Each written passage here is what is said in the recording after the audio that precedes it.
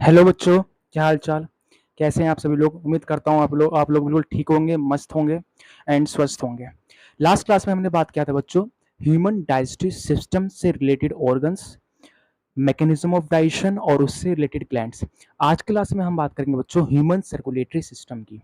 कि पहले हम समझेंगे कि ह्यूमन सर्कुलेटरी सिस्टम है क्या, कौन कौन से पार्ट से ये बना है, जिसमें हम ब्लड के बारे में पढ़ेंगे, ह्यूमन हार्ट को यानी मैमिलियन हार्ट को इन डिटेल पढ़ेंगे, आर्टरीज पढ़ेंगे, वेन्स पढ़ेंगे, क्या होते हैं ये सब, और बॉडी में सर्कुलेशन कैसे कैसे होता है। तो चलो without any wasting of time शुरू करते हैं अपना टॉपिक। और आज का टॉपिक है हमारा ह्यूमन सर्कुलेटरी सिस्टम। तो चलो आज का टॉपिक है बच्चों हमारा ह्यूमन सर्कुलेटरी सिस्टम।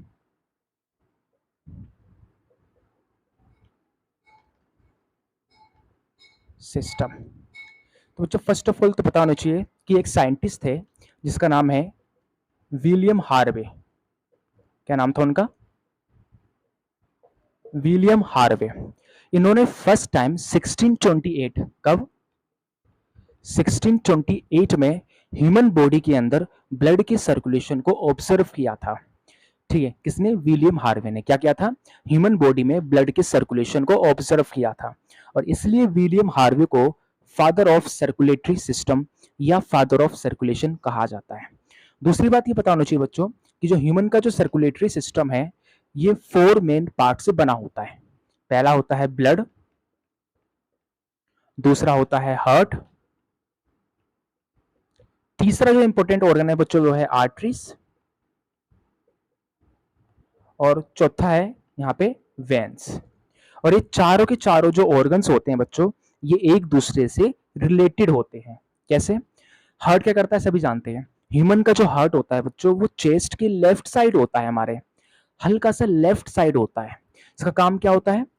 ह्यूमन के ब्लड में जो मतलब कि ह्यूमन की बॉडी में जो ब्लड है उस ब्लड को तेजी से पंप करना, जिसकी वजह से ये जो ब्लड होता है बच्चों वो आर्टरीज के अंदर एक हाई प्रेशर के साथ एंटर करता है। आर्टरीज क्या होती है बच्चों? आर्टरीज एक टाइप की वेसल होती है।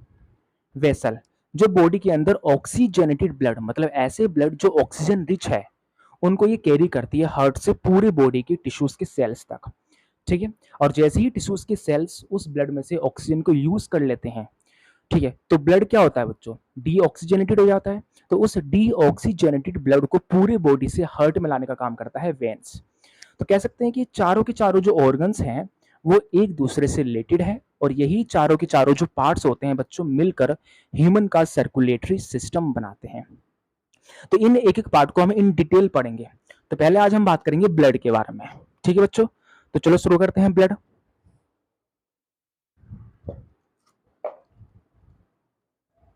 ब्लड, ठीक है, काफी मोस्ट इंपोर्टेंट टॉपिक है बच्चों, आना चाहिए कि ब्लड है क्या। तो देखो बच्चों, ब्लड ध्यान से सुनना बच्चों। ब्लड एक टाइप का फ्लूइड कनेक्टिव टिश्यू होता है। क्या होता है? एक तरह का फ्लूइड कनेक्टिव टिश्यू। अब ये फ्लूइड कनेक्टिव टिश्यू क्या है बच्चों? देखो, फ्लूइड का मतलब क्या होता है? लिक्विड, सभी जानते हैं पानी। फ्लूइड मतलब लिक्विड।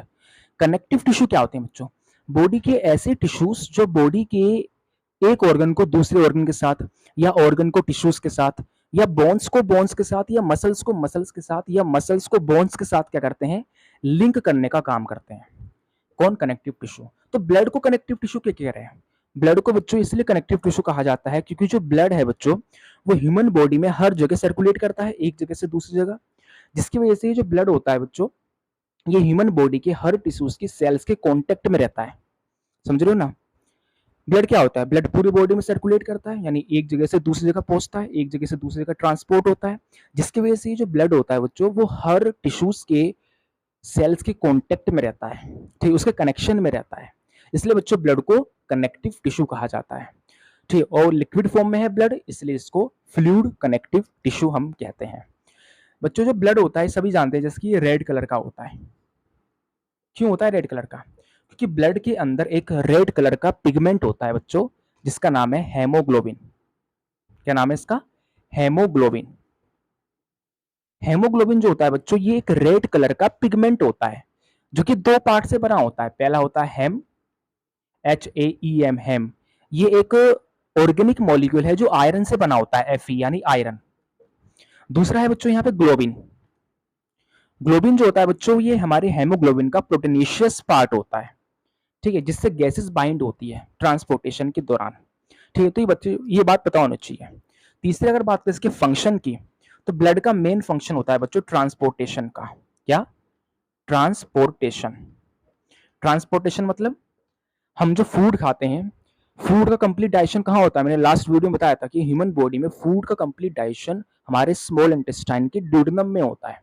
तो जैसे ही क्या होते हैं फूड डाइजेस्ट हो जाते हैं, तो फूड के जो न्यूट्रिएंट्स होते हैं बच्चों, वो क्या होते हैं? स्मॉल इंटेस्टाइन से ब्लड में जाते हैं, और वो न्यूट्रिएंट्स ब्लड के थ्रू ही पूरी बॉडी में क्या होता है? ट्रांसपोर्ट होता है, पूरी बॉडी में जाता है, हर टिश्यूज की सेल्स तक पहुंचता है।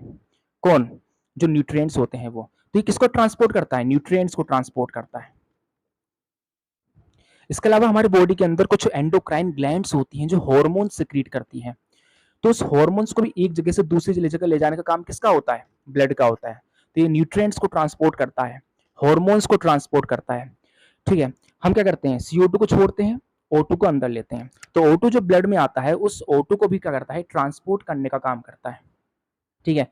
CO2 को भी ट्रांसपोर्ट करता है ये बॉडी की टिश्यूज से लंग्स तक एक्सपेल आउट होने के लिए। इसके अलावा बॉडी में जो विटामिन्स होते हैं, विटामिन्स उनको भी ट्रांसपोर्ट करते हैं एक पार्ट से दूसरी पार्ट में। जहां विटामिन्स की रिक्वायरमेंट होती है बॉडी के अंदर, वहां पे इन विटामिन्स को ले जाते हैं ये। इसके अलावा एंजाइम्स होते हैं, ये एंजाइम्स को भी क्या करते हैं? ट्रांसपोर्ट करते हैं। तो बॉडी के ब्लड में जितने भी इसेंशियल कंपोनेंट्स होते हैं बच्चों, उनको ये एक पार्ट से दूसरे पार्ट में ट्रांसपोर्ट करने का काम करते हैं। इसी तरह से हमारे लीवर में क्या होता है? एक नाइट्रोजीनियस वेस्ट बनता है जिसका नाम है यूरिया। ये लीवर के अंदर बनता है। तो ये जो यूरिया होता है ना, ये ब्लड में चला जाता है। ये यूरिया बनता है कहाँ पे? लीवर के अंदर। लीवर में बनने के बाद ये जो यूरिया होता है वो सीधा ब्लड में जाता है, और ब्लड इस यूरिया को कहाँ ले जाता है? ब्लड इस यूरिया को ले जाता है किडनी में, बॉडी से बाहर निकलने के लिए, इन दी फॉर्म ऑफ यूरिन। समझ लो ना बच्चों। तो मेन जो फंक्शन है ब्लड का वो है ट्रांसपोर्टेशन। बच्चों ब्लड का एक काम और होता है क्या, कि आपने सुना होगा कि ठंड के मौसम में हमारी बॉडी कांपती है, ठीक है। एक्चुअली में जब हमारी बॉडी कांप रही होती है ठंड के मौसम में, तो हमारी बॉडी की जो मसल्स होती हैं वो हीट जनरेट करती है। हीट ठंड के मौसम में बॉडी की मसल्स क्या करती है?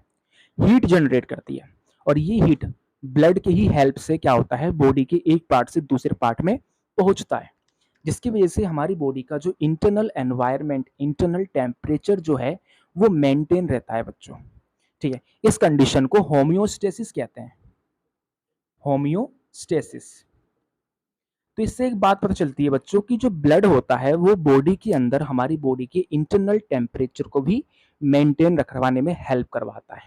कौन? ब्लड। तो ये मेनली ब्लड के फंक्शंस है जो है ट्रांसपोर्टेशन करने का। न्यूट्रिएंट्स को ट्रांसपोर्ट करता है, हार्मोन्स को ट्रांसपोर्ट करता है, गैसेस को ट्रांसपोर्ट करता है, विटामिन्स को ट्रांसपोर्ट करता है, एंजाइम्स को ट्रांसपोर्ट करता है बॉडी के एक पार्ट में दूसरे पार्ट में, बॉडी के एक पार्ट से दूसरे पार्ट में, जहाँ पे बॉडी के पार्ट्स को इसकी रिक्वायरमेंट होती है इनकी। इसके अलावा लीवर में बनने वाला जो नाइट्रोजीनियस वेस्ट जो है यूरिया, उसको भी ट्रांसपोर्ट करता है लीवर से किडनी में, बॉडी से बाहर निकलने के लिए इन दी फॉर्म ऑफ यूरिन, ठीक। इसके अलावा जो ब्लड होता है वो बॉडी के इंटरनल टेम्परेचर को मेंटेन रखता है। कैसे? बॉडी की मसल्स क्या करती है ठंड के मौसम में?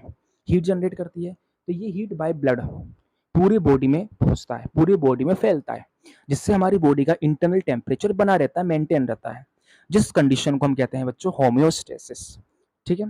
तो नाउ नेक्स्ट इसका पार्ट पढ़ेंगे हम कंपोनेंट्स, कि ब्लड कैसे कैसे बना होता है। तो इसका स्क्रीनशॉट ले सकते हैं। चलो तो नाउ कंपोनेंट्स की बात करते हैं बच्चों हम, कि ब्लड किन किन कंपोनेंट से बने होते हैं। तो ध्यान से सुनना, वीडियो को स्किप मत करना वरना समझ नहीं आएगा ऐसे। तो चलो बच्चों, तो मेनली जो बच्चों ब्लड होते हैं ये दो मेन कंपोनेंट से बने होते हैं। यस, पहला होता है प्लाज्मा, ठीक है, और दूसरा होता है ब्लड कॉर्प्यूसल्स। दूसरा होता है ब्लड कॉर्प्यूसल्स कह दो या ब्लड सेल्स कह दो, बात एक ही है, ब्लड सेल्स। तो पहले समझते हैं कि प्लाज्मा है क्या। तो समझ आया बच्चों की जो ब्लड होते हैं ये दो मेन कंपोनेंट से बने होते हैं। पहला होता है प्लाज्मा और दूसरा होते हैं ब्लड सेल्स, ठीक है। प्लाज्मा जो होता है बच्चों पूरे ब्लड के अंदर 55%, यानी कि ब्लड का जो 55% जो पार्ट वो प्लाज्मा होता है, क्या कहा मैंने, ब्लड का जो 55% जो पार्ट होता है बच्चों वो प्लाज्मा होता है और बाकी का 45% पार्ट ब्लड सेल्स होती हैं। समझ रहे हो ना। ब्लड सेल्स में 3 तरह की ब्लड सेल्स आती हैं जो सभी जानते हैं। पहला होता है आरबीसी, जिसको हम एरिथ्रोसाइट्स भी कहते हैं, एरिथ्रोसाइट्स, एरिथ्रोसाइट्स, ठीक है। दूसरा है डब्ल्यूबीसी, जिसको हम बच्चों ल्यूकोसाइट्स भी कहते हैं, ल्यूकोसाइट्स। और तीसरे होते हैं यहाँ पे प्लेटलेट्स, क्या, प्लेटलेट्स, जिसको हम थ्रोम्बोसाइट्स भी कहते हैं। क्या कहते हैं इसको, थ्रोम्बोसाइट्स, ठीक है। तो पहले हम बात करेंगे बच्चों प्लाज्मा के बारे में, फिर बात करेंगे ब्लड सेल्स के बारे में, ठीक है। चलो तो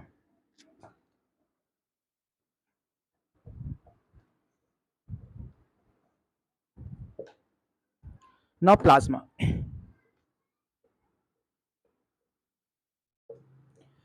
तो बच्चों जैसे मैंने बताया कि प्लाज्मा जो होता है वो पूरे ब्लड का 55% पार्ट होता है। प्लाज्मा है क्या बच्चों, ब्लड का जो लिक्विड पार्ट होता है, the liquid part of the blood, part of the blood. बच्चों ब्लड का जो लिक्विड पार्ट जो होता है, लिक्विड पार्ट, उसी को प्लाज्मा कहते हैं। और ये मेनली लाइट येलो कलर का होता है। कौन से कलर का होता है, लाइट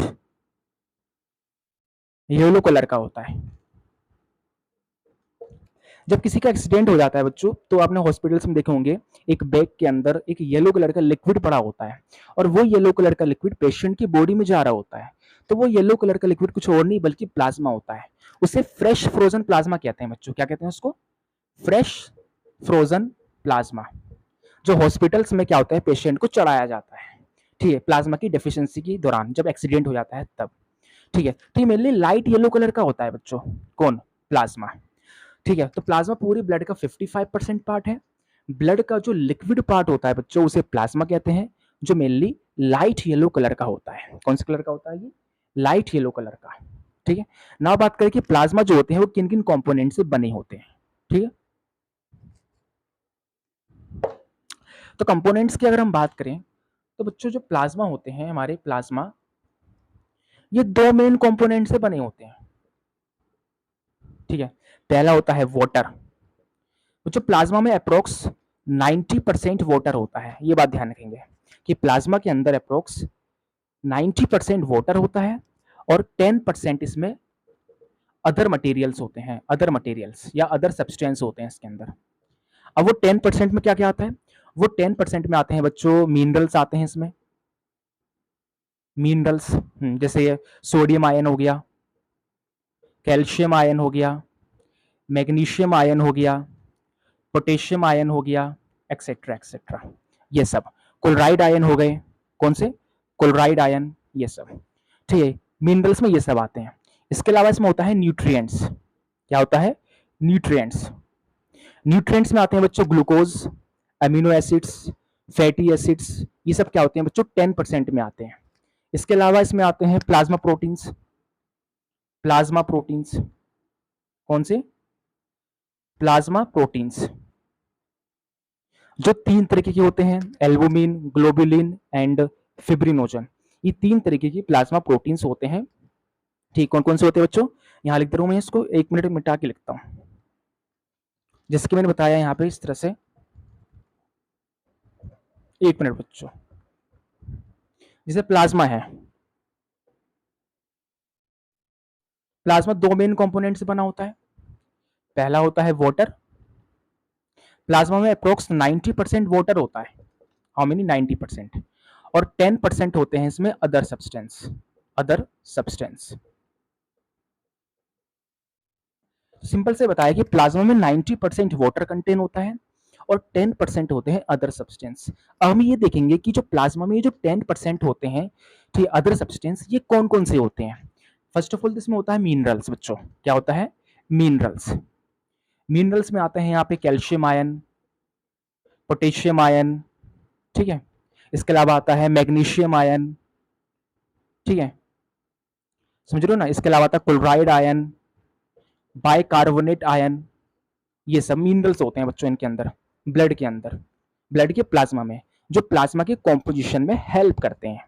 इसके अलावा इसमें तरह तरह के न्यूट्रिएंट्स भी होते हैं बच्चों, न्यूट्रिएंट्स, यस न्यूट्रिएंट्स, न्यूट्रिएंट्स में आते हैं बच्चों इसमें जैसे ग्लूकोज हो गया, ठीक है, अमीनो एसिड्स हो गए, ठीक है, फैटी एसिड्स हो गए, एक्सेट्रा एक्सेट्रा।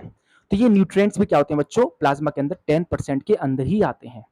इसके अलावा सबसे इंपॉर्टेंट जो कंपोनेंट जो है बच्चों प्लाज्मा में, वो है प्लाज्मा प्रोटीन्स। क्या? Plasma proteins.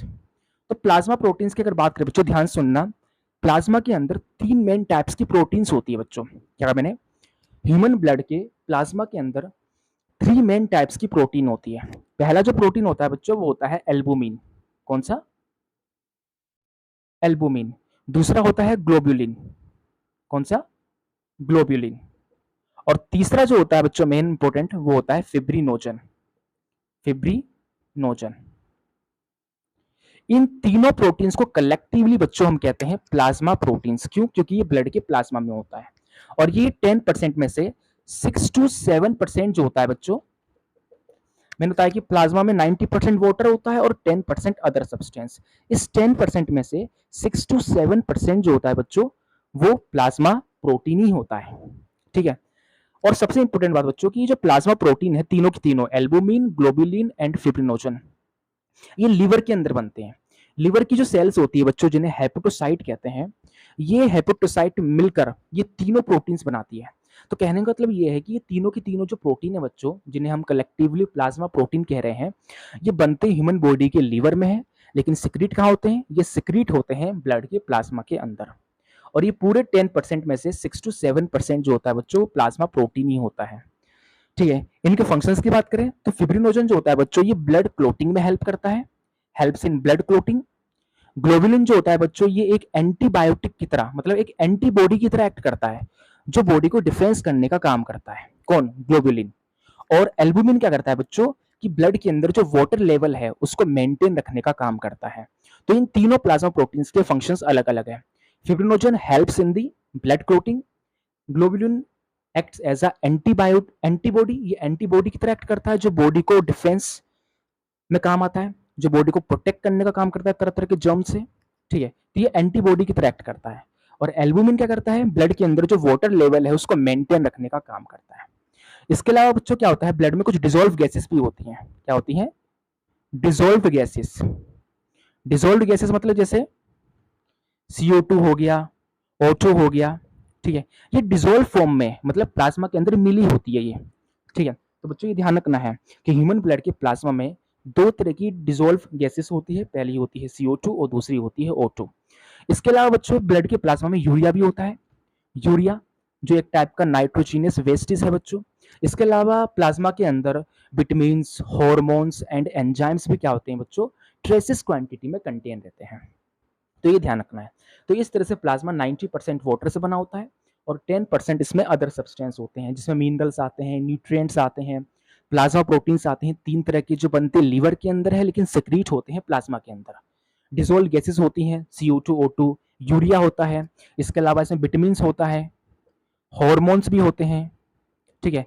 एंजाइम्स भी होते हैं ट्रेसेस क्वांटिटी में, ये सब। ठीक है। तो ये है कॉम्पोजिशन प्लाज्मा का। ना अगर हम प्लाज्मा के फंक्शन की बात करें बच्चों, तो प्लाज्मा का जो मेन फंक्शन होता है वो होता है, दे helps in blood clotting. They helps in blood clotting. ये ब्लड क्लोटिंग में हेल्प करते हैं, क्योंकि प्लाज्मा के अंदर एक ब्लड क्लोटिंग प्रोटीन होता है बच्चों, जिसे फिब्रिनोजन कहते हैं। फिब्रिनोजन ये एक टाइप का प्रोटीन है, ये एक टाइप का फाइबर की फॉर्म में प्रोटीन होता है बच्चों, जो लीवर के अंदर बनता है और प्लाज्मा में सिक्रीट होता है। इस फिब्रिनोजन का काम ये होता है कि ये ब्लड क्लोटिंग में एक इंपॉर्टेंट रोल प्ले करता है। इसलिए कहा जाता है बच्चों कि जो प्लाज्मा होते हैं वो ब्लड क्लोटिंग में हेल्प करते हैं। तो पहला मेन फंक्शन हो गया प्लाज्मा का, they helps in blood clotting. दूसरा मेन फंक्शन क्या है बच्चों? They transport the heat. They transport, यानी प्लाज्मा क्या करते हैं? हीट को ट्रांसपोर्ट करते हैं। मैंने बताया था बच्चों कि मसल्स क्या करती हैं ठंडी के मौसम में? हीट जनरेट करती है। तो ये हीट जो होता है वो प्लाज्मा यानी ब्लड ब्लड प्लाज्मा कहाँ पे होता है, प्लाज्मा ब्लड में ही होता है।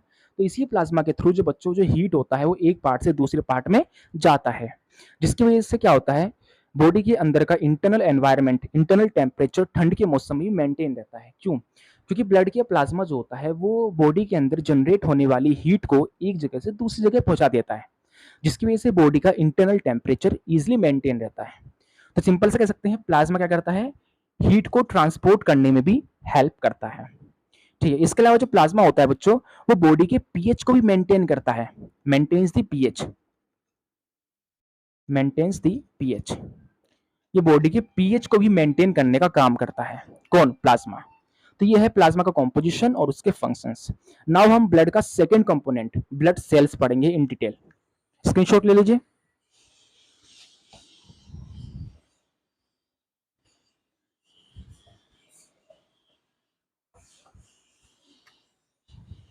ब्लड सेल्स,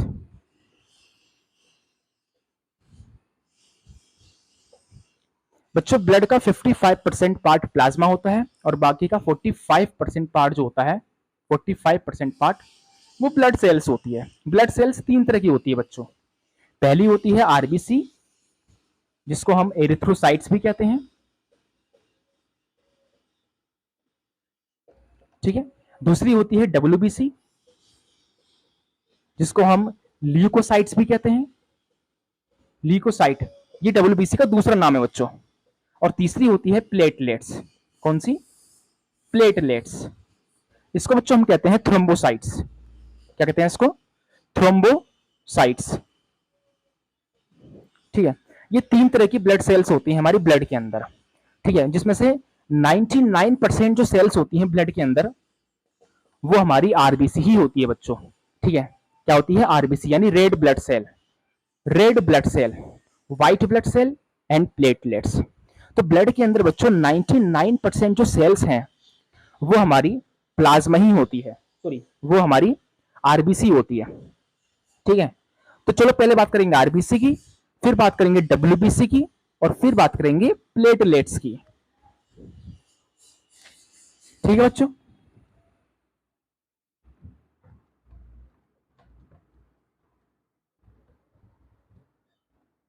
आरबीसी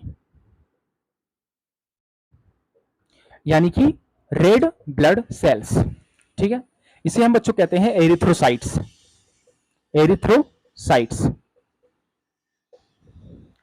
ब्लड में जो 99% जो सेल्स होती है बच्चों वो हमारी आरबीसी ही होती है। क्या कहा मैंने?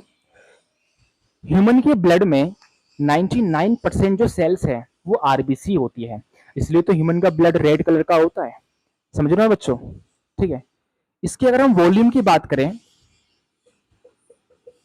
कि ह्यूमन के ब्लड के अंदर जो आरबीसी यानी जो रेड ब्लड सेल है इसका वॉल्यूम कितना है।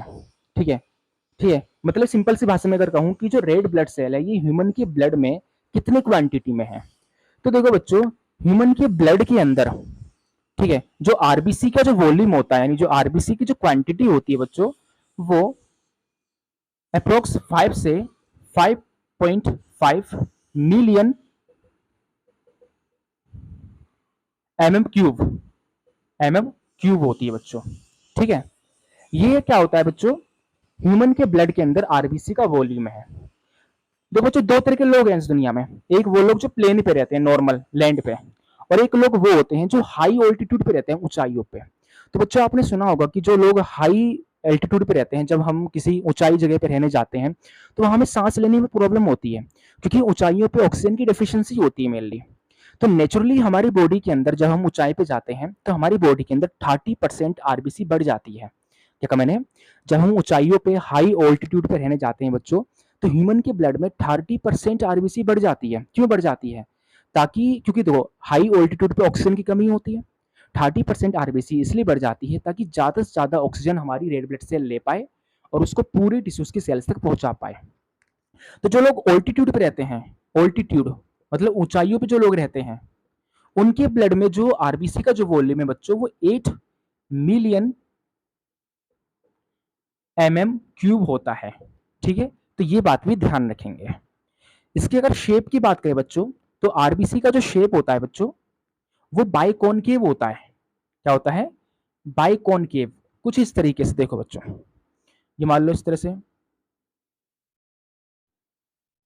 इस तरीके से ये जो शेप होता है बच्चों इसे बाइकॉनकेव शेप कहते हैं। बाइकॉनकेव यानी कि ऐसा शेप होता है जो बीच में से चपटा रहता है, मतलब बीच में से फ्लैट रहता है, बिल्कुल चपटा हुआ, समझ रहे हो ना, इस तरह से। तो इस तरह से ह्यूमन के ब्लड में जो आरबीसी जो होती है बच्चों, यानी रेड ब्लड सेल, इसका शेप कैसा होता है? बाइकॉनकेव इसका शेप होता है। और आपने छोटी क्लास 9th क्लास में पढ़ा होगा बच्चों की जो सेल्स होती हैं, सेल्स के अंदर होता है न्यूक्लियस। क्या होता है? न्यूक्लियस। बट बच्चों आरबीसी ब्लड के अंदर ये एक ऐसी सेल होती है जिसमें न्यूक्लियस एब्सेंट होती है। क्या होती है बच्चों इसमें? न्यूक्लियस एब्सेंट होती है। ठीक है बच्चों, ह्यूमन से नहीं, ये जितने भी मैमल्स होते हैं, जितने भी मैमल्स होते हैं, इनके ब्लड में जो आरबीसी जो होती है बच्चों, इनके अंदर न्यूक्लियस एब्सेंट होता है।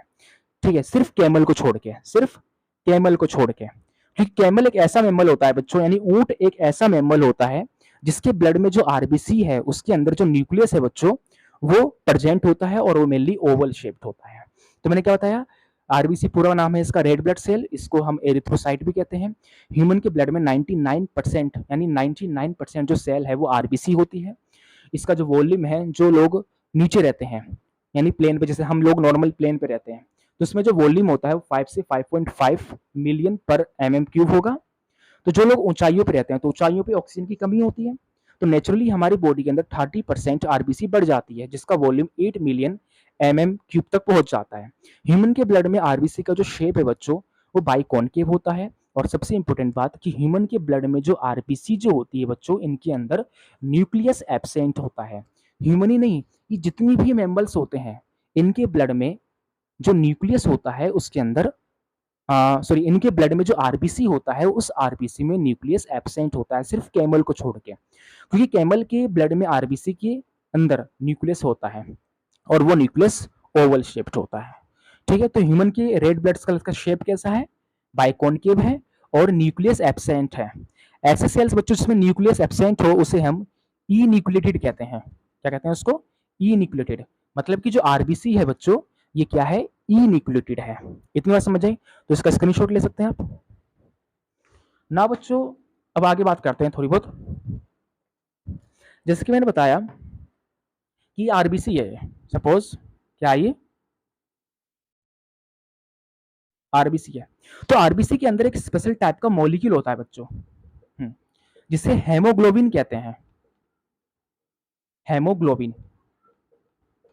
हेमोग्लोबिन बच्चों ये एक रेड कलर का, एक रेड कलर रेस्पिरेटरी पिगमेंट होता है। ये एक रेड कलर का रेस्पिरेटरी पिगमेंट होता है बच्चों, रेस्पिरेटरी पिगमेंट होता है हमारा। कौन?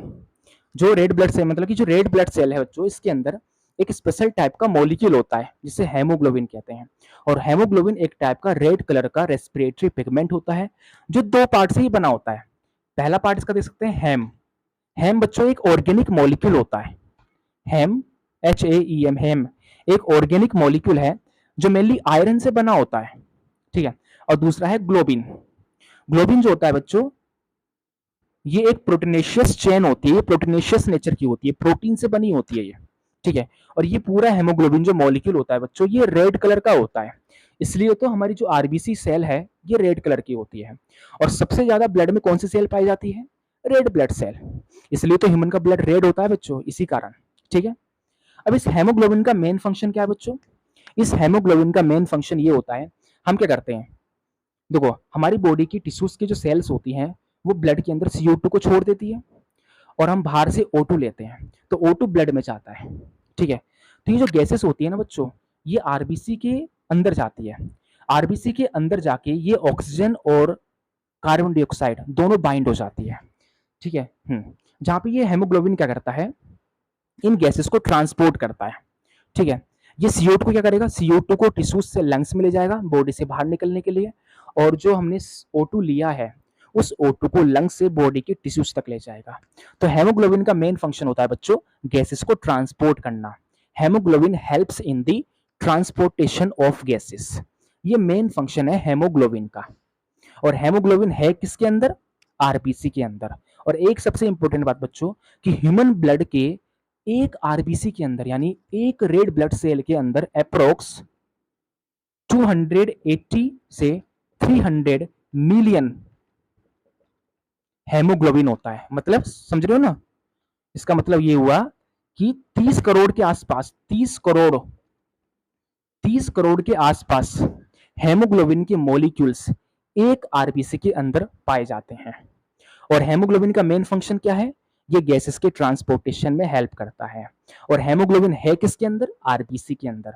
तो हम डायरेक्ट कह सकते हैं कि आरबीसी का मेन फंक्शन क्या है? गैसेस को ट्रांसपोर्ट करना। समझ रहे हो ना, गैसेस को ट्रांसपोर्ट करना।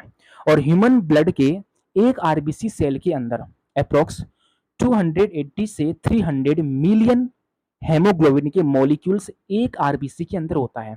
तो मतलब कह सकते हैं सिंपल सी लाइन में कि ह्यूमन ब्लड के एक आरबीसी के अंदर, एक आरबीसी यानी एक रेड ब्लड सेल के अंदर 30 करोड़ से भी ज्यादा क्या होते हैं बच्चों? हेमोग्लोबिन के मॉलिक्यूल्स पाए जाते हैं। ठीक है, इतनी बात समझ आई विदाउट एनी डाउट। अगर हम हेमोग्लोबिन के स्ट्रक्चर की बात करें तो उसका चलो स्ट्रक्चर भी देख लेते हैं कैसा होता है।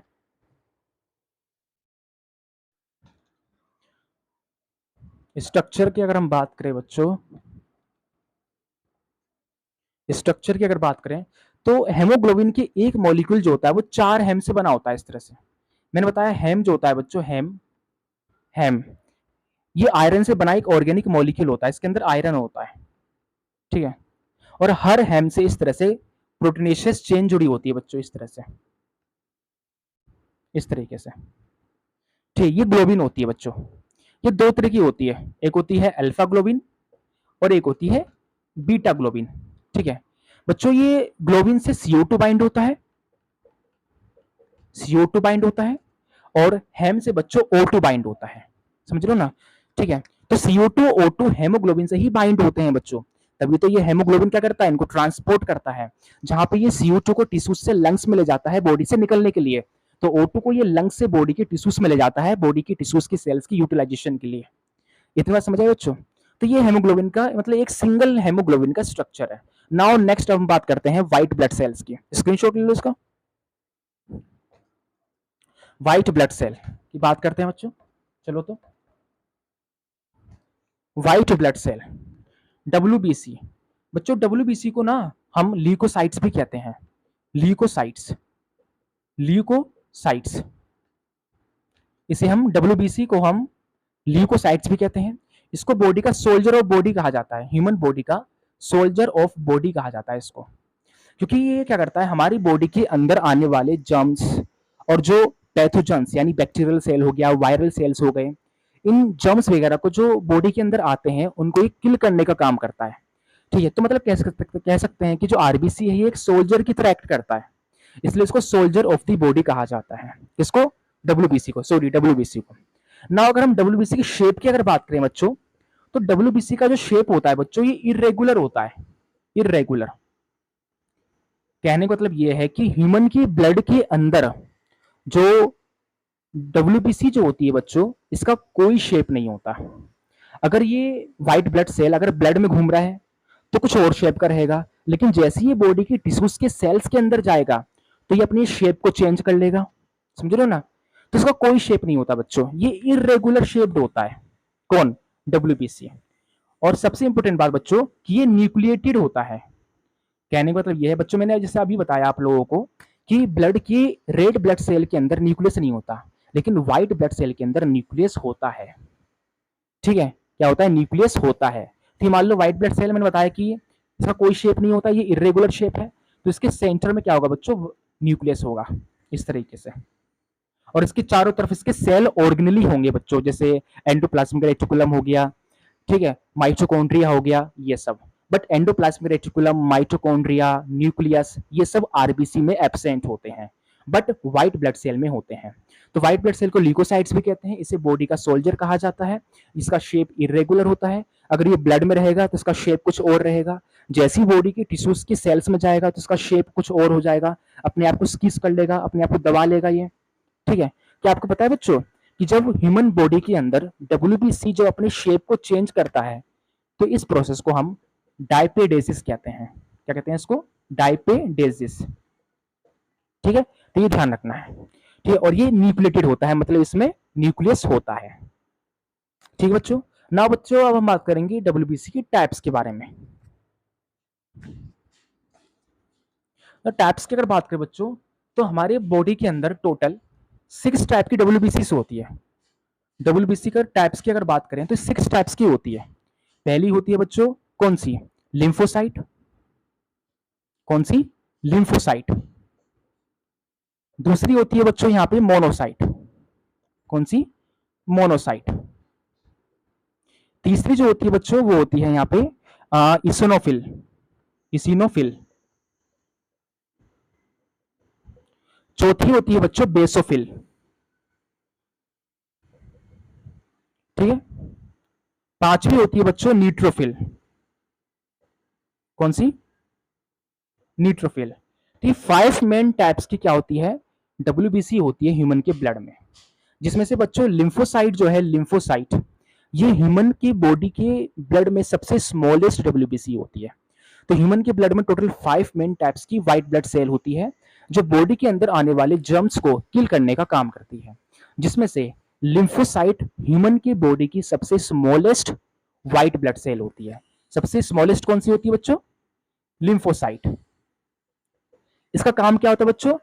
इसका काम क्या होता है कि मान लो कहीं इंजरी हो गई, बॉडी के कहीं पार्ट में चोट लग गया, ठीक है, तो बॉडी के अंदर जिस पार्ट में चोट लगा है, जहां वुंड हुआ है, जहां इंजरी हुई है, उस इंजरी की हीलिंग में, मतलब उस इंजरी को ठीक होने में मदद करवाती है। कैसे बच्चों? जो लिम्फोसाइट है ये एंटीबॉडी सिक्रीट करती है, एंटीबॉडी।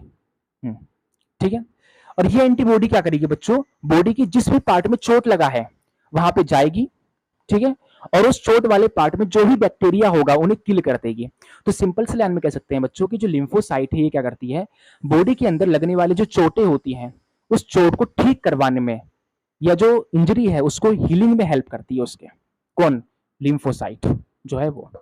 दूसरी है मोनोसाइट। ये बॉडी की सबसे लार्जेस्ट डब्ल्यूबीसी होती है, लार्जेस्ट। तो ह्यूमन बॉडी की सबसे स्मॉलेस्ट डब्ल्यूबीसी कौन सी है बच्चों? लिम्फोसाइट। सबसे लार्जेस्ट डब्ल्यूबीसी कौन सी है? सबसे लार्जेस्ट है मोनोसाइट। ठीक है, इसका काम क्या होता है बच्चों? ये एक फेगोसाइटिक सेल होती है, फेगोसाइटिक सेल। अभी फेगोसाइटिक क्या होती है? फेगोसाइटिक। फेगोसाइटिक बच्चों क्या होती है? ये ऐसी सेल्स होती हैं जो बॉडी के अंदर आने वाले जो जर्म्स होती हैं, जर्म्स, ठीक है, उनको खा जाती है। ठीक है, तो ऐसी सेल्स जो बॉडी के अंदर आने वाले पैथोजेंस को, पैथोजेंस यानी जर्म्स वगैरह को, बैक्टीरिया वगैरह को, वायरस वगैरह को जो सेल्स खा जाए, ठीक है, उन सेल्स को फेगोसाइटिक सेल्स कहते हैं। अब जो मोनोसाइट है ये क्या करता है बच्चों की बॉडी के अंदर आने वाले जो जर्म्स वगैरह हैं उनको खाने का काम करता है। समझ रहे हो? मान लो कोई बैक्टीरिया चला गया बॉडी के अंदर, ठीक है, ठीक है, जैसे बैक्टीरिया बॉडी के अंदर आएगा, ठीक है, तो by antigens, by antigen, antigen बच्चों एक टाइप का प्रोटीन होता है एंटीजन। तो एंटीजन के थ्रू क्या होगा बच्चों? ये जो मोनोसाइट है इसे सिग्नल मिलेगा। ठीक है, मोनोसाइट के पास भी अपना एक एंटीजन होता है। जैसे इस मोनोसाइट को सिग्नल मिलेगा बच्चों कि बॉडी के अंदर कोई नई सेल आई है, ठीक है, तो ये मोनोसाइट तुरंत इस सेल के पास आएगी और इस सेल को खा जाएगी, खत्म कर देगी, ताकि इन्फेक्शन ना फैलाए बॉडी के अंदर। ठीक है, तो इसलिए एक फेगोसाइटिक सेल है जो बॉडी के अंदर आने वाले जर्म्स वगैरह को खाने का काम करती है। तीसरी बच्चों इसिनोफिल। ठीक है, कौन सी है? इसिनोफिल। इसिनोफिल जो है बच्चों ये भी एक स्मॉल डब्ल्यूबीसी है, स्मॉल डब्ल्यूबीसी। ठीक है, इसका काम क्या होता है बच्चों इसिनोफिल का? इसिनोफिल का काम ये होता है बच्चों कि जब हमारी बॉडी में कोई एलर्जी हो जाती है, एलर्जी, क्या? एलर्जी जब हो जाती है तो उस दौरान ये जो इसिनोफिल के जो नंबर्स होते हैं वो बढ़ जाते हैं। समझ रहे हो ना? ठीक है, उस एलर्जी को कंट्रोल रखने के लिए ये काम होता है इसिनोफिल का। बेसोफिल जो होती है बच्चों ये बॉडी में सबसे कम पाई जाने वाली डब्ल्यूबीसी होती है, ये ओनली 1% होती है। क्या कहा मैंने? बेसोफिल ह्यूमन के बॉडी में सबसे कम पाई जाने वाली डब्ल्यूबीसी होती है। ठीक है, कौन? बेसोफिल जो होती है वो। कौन? ये बेसोफिल। ठीक है, और तीसरी जो बच्चों वो है न्यूट्रोफिल। ये न्यूट्रोफिल जो होती है बच्चों ये मोस्ट अबेंडेंट होती है, मोस्ट अबेंडेंट, यानी कि ह्यूमन के ब्लड में सबसे ज्यादा पाए जाने वाली जो WBC है बच्चों, वो हमारी न्यूट्रोफिल है। ये अप्रोक्स 60% होती है बच्चों। कितनी? 60%। कितनी होती है बच्चों? ये 60% होती है टोटल, ठीक है। लिम्फोसाइट होता है अप्रोक्स 20%, मोनोसाइट होता है बच्चों 10%। 1% ये हो गया, 60% हो गया, 60 20 80 10 90, 1% ये होता है बच्चों। और बाकी का जो बचा है वो ईसनोफिल होता है, ठीक है। तो ह्यूमन की बॉडी में सबसे स्मॉलेस्ट WBC लिम्फोसाइट, सबसे लार्जेस्ट WBC मोनोसाइट, ठीक है। ह्यूमन की बॉडी में सबसे ज्यादा पाए जाने वाला WBC न्यूट्रोफिल। और न्यूट्रोफिल बच्चों क्या होता है? ये भी एक तरह का फेगोसाइटिक सेल होती है, फेगोसाइटिक सेल, जो मोनोसाइट के साथ मिलकर बॉडी के अंदर आने वाले जर्म्स को क्या करती है? जर्म्स की सेल्स को खाने का काम करती है, ठीक है। समझ रहे हो ना? तो जैसे ही बैक्टीरिया का भंडार हमारे बॉडी में आता है, कोई एक बैक्टीरिया तो आएगा नहीं बॉडी के अंदर, अब हजारों लाखों करोड़ों की संख्या में बैक्टीरिया के सेल्स आते हैं बॉडी के अंदर। तो ये सभी के सभी मोनोसाइट्स एंड फेगोसाइटिक सेल्स जो है, मतलब मोनोसाइट और न्यूट्रोफिल, ये इन बैक्टीरियल सेल को खाना स्टार्ट कर देते हैं। इसके बदले में बैक्टीरियल सेल भी क्या करते हैं? इन मोनोसाइट्स और न्यूट्रोफिल्स को मारते हैं कुछ केमिकल सिक्रीट करके। तो यहाँ पे लड़ाई चलती है, ठीक है। और फाइनली जीत किसकी होती है? मोनोसाइट्स एंड न्यूट्रोफिल्स की। इसलिए देखा होगा बच्चों, चोट लगने के बाद देखा होगा, जहां चोट लगती है तो चोट लगने के बाद जो चोट वाली जगह होती है उसमें एक व्हाइटिश कलर का लिक्विड निकलता है बच्चों, देखा होगा आपने, जिसे पस कहते हैं, ठीक है। तो ये पस क्या है? पस कुछ और नहीं है बल्कि जो मोनोसाइट और जो न्यूट्रोफिल जो होती है इसकी डेड बॉडी होती है। क्या होती है? ये डेड बॉडी होती है। किनकी? मोनोसाइट और न्यूट्रोफिल की, ठीक है। क्योंकि बैक्टीरिया गया है बॉडी के अंदर, अब बैक्टीरिया भी क्या करता है? कुछ हार्मफुल केमिकल सिक्रीट करता है मोनोसाइट्स और न्यूट्रोफिल्स को मारने के लिए, जिसके बदले में बहुत सारे मोनोसाइट्स और न्यूट्रोफिल्स ही मारे जाते हैं, ठीक है। और मोनोसाइट्स और न्यूट्रोफिल्स उनको भी मारते हैं, ठीक है। तो इसलिए दिखाओ बच्चों की चोट लगने के बाद जो चोट वाली जगह है वहां पे एक व्हाइट कलर का लिक्विड निकलता है, उसे पस कहते हैं बच्चों। क्या कहते हैं? पस। ये पस कुछ और नहीं बल्कि ये मोनोसाइट और न्यूट्रोफाइल की डेड बॉडी होती है बच्चों। इतनी बात समझ आई? आई विश आपको ये WBC समझ आया होगा। अब नाउ अब बात करेंगे प्लेटलेट्स की। स्क्रीनशॉट ले लीजिए। प्लेटलेट्स की अगर हम बात करें बच्चों यहाँ पे, किसकी? प्लेटलेट्स की। तो बच्चों जो प्लेटलेट्स हैं, प्लेटलेट्स, ठीक है, इनको हम थ्रोम्बोसाइट्स कहते हैं। क्या कहते हैं? थ्रोम्बोसाइट्स। जो बच्चों प्लेटलेट्स हैं, ठीक है, ये RBC से क्या होती है? नंबर में कम होती है, समझ रहे हो ना? लेकिन WBC से ज्यादा होती है। RBC से क्या होगी? नंबर में कम होगी, कम होगी। और वहीं WBC से क्या होगी बच्चों? ये ज्यादा होगी नंबर में।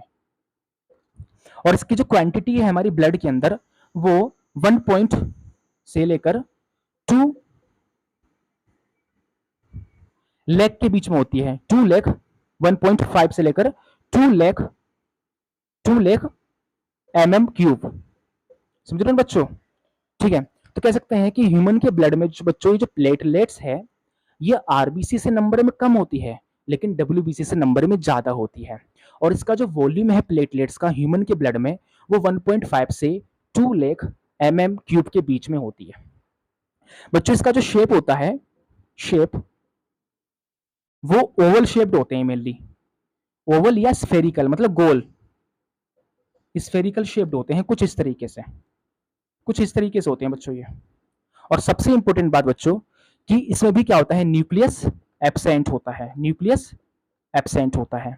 तो ये भी एक इन्यूक्लिएटेड सेल्स है बच्चों।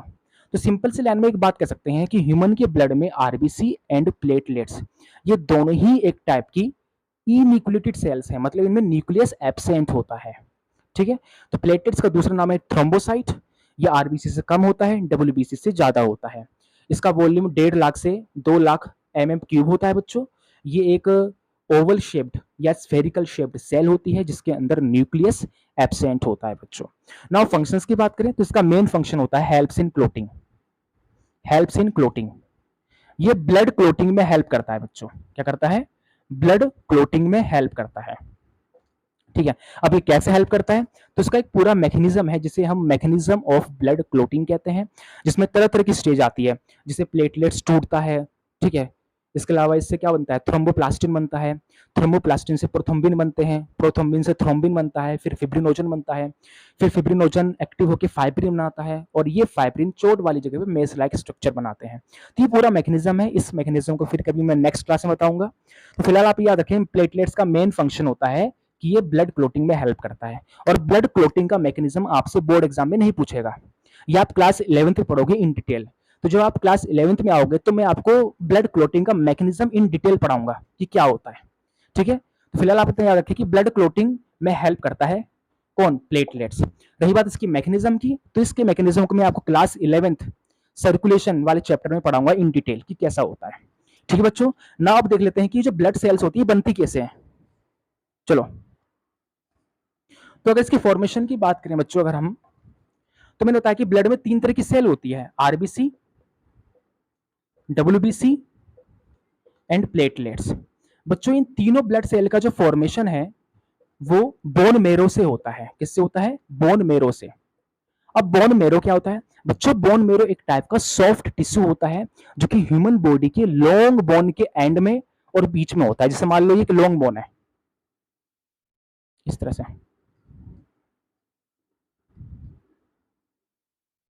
इस तरह से ये एक लॉन्ग बोन है, ठीक है।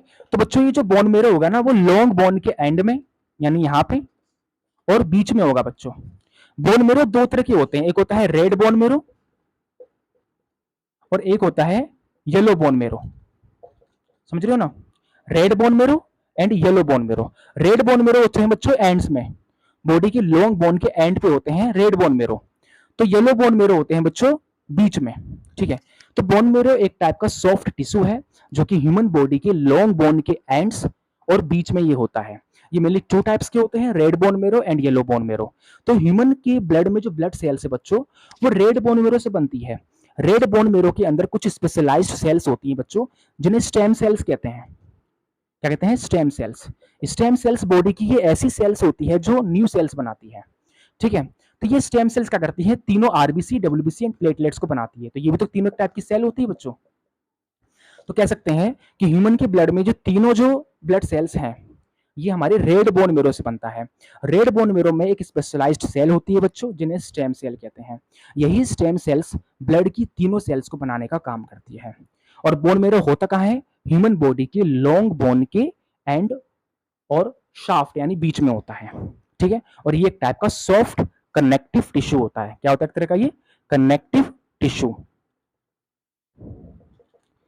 बच्चों में बोन मेरो को भी मैं आपको क्लास 11th में इन डिटेल पढ़ाऊंगा कि क्या होता है। फिलहाल आप क्लास 10th में है तो इतना ही याद रखें, ठीक है। तो आज के लिए बस इतना बहुत है। नेक्स्ट क्लास में हम बच्चों बात करेंगे ह्यूमन हार्ट की। तब तक के लिए पढ़ते रहिए, खुश रहिए और मजे करते रहिए। Thank you.